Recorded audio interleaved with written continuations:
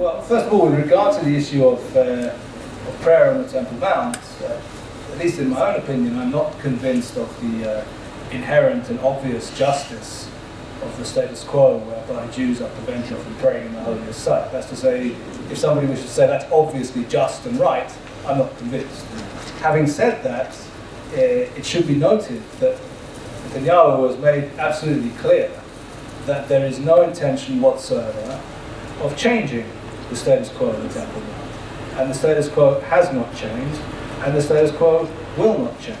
Now, the fact that there are some Jews who wish, as do many others, to go up to the Temple Mount and visit it there is neither here nor there. They wish to do so. If and when they begin to start to try to pray, they are removed, often in a not particularly gentle fashion, in a way which, by the way, I personally, when I see it, find somewhat repulsive. I must admit, I'm an Israeli Jew, and I don't like to see Jews in Har HaBayit being treated like common criminals for the crime of attempting to pray.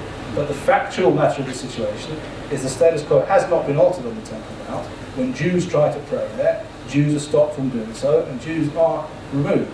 If, therefore, there is a sense in large parts of the Arab world and Muslim world, and perhaps, for all I know here, or in Western Europe too, that the status quo has changed, and that Jewish extremists are being permitted to alter the status quo in the Temple Mount, that is not because it is so, because it demonstrably ain't so.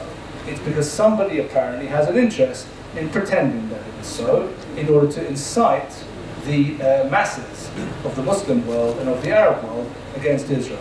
And that is what is taking place. The Prime Minister has made absolutely clear to Abbas and to the Jordanian king and to everybody else on a multitude of occasions that the status quo is not being altered on the Temple Mount and will not be altered on the Temple Mount. The fact that in the Palestinian media, and by the way, we must state this clearly, not only the Hamas media, but also the Fatah media, the PA media, sometimes even more virulently in the PA media, the fact that we're still seeing again and again on headlines, and I read the Arabic also, I know what's coming out in these newspapers day after day, claims that the Jews are about to destroy the mosques and about to destroy Al-Aqsa, and that they're going to contaminate Al-Aqsa and to desecrate Al-Aqsa. This is not because of empirically observable reality. There is no such empirically observable reality. It's because this is a political campaign which is underway, which is trying to get a third intifada going for the interests of a number of different Arab and Muslim political actors. Let me say, in addition to this, in terms of what we're factually observing, that the forces most strongly behind this appear to be firstly Hamas and Islamic Jihad, but interestingly and importantly also the Emirate of Qatar. The Emirate of Qatar is a major financial donor to the northern branch of the Islamic movement in Israel. This is for those of you who know about Sheikh Raed Salah, with his distinguished career as a gentleman and scholar, and others like him. These are ones who are on the payroll of Emirate of Qatar.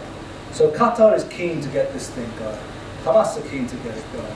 It's a fascinating thing to note that all 5 of the terrorist acts that have been carried out in Jerusalem and its environs in recent weeks, supposedly random, supposedly sudden, spontaneous decisions, were all carried out by men whose families were linked in one way or another with Hamas or Islamic Jihad.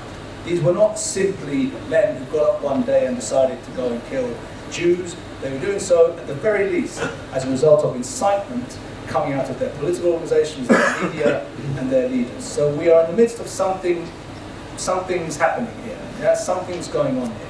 My own sense is there is a concerted desire on the part of Hamas, the Muslim Brotherhood, Qatar, and that whole complex of organizations to rile up the streets on the basis of a fabricated threat to the Temple Mount in order to make political gain for their own camp. We mustn't be fooled by it.